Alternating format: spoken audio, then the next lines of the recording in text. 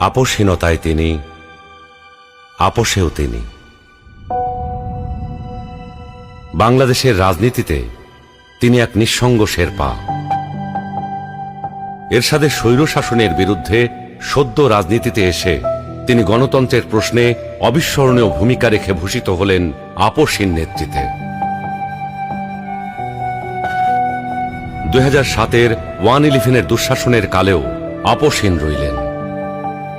নিজের এবং সন্তানদের নিরাপদ জীবনের প্রতিশ্রুতির বিনিময়ে গণতন্ত্রহীনতাকে মেনে নিলেন না। ফ্যাসিস্ট হাসিনার আমলে বিদেশ থেকে ফিরে এসে মিথ্যা মামলা মোকাবেলা করে জেলে চলে গেলেন।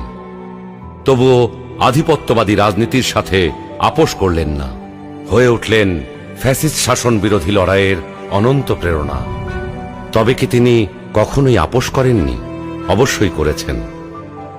দেশের বৃহত্তর স্বার্থে অনেক গুরুত্বপূর্ণ মুহূর্তে উনি এমন সব বিষয়ে আপোষ করেছেন যেটা না করলে কেবল গণতন্ত্র নয়, বাংলাদেশের স্বাধীনতা সার্বভৌমত্বই বিপন্ন হয়ে পড়ত।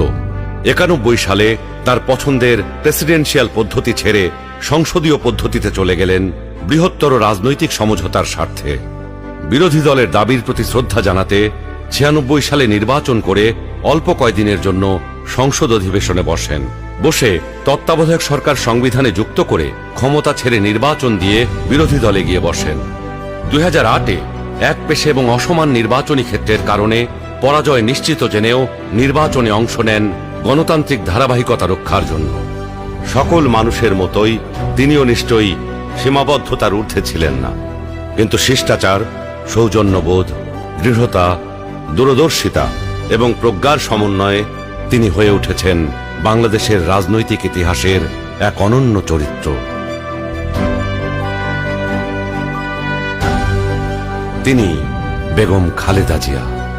আমরা সকলকে বন্ধু হিসাবে দেখতে চাই, কিন্তু কেউ যদি আমাদের বন্ধুর বেশে প্রভু হতে চায়, সেটা আমরা কখনো মেনে নেব না, মানতে দিব না। কারো প্রভুত্ব বাংলাদেশের জনগণ স্বীকার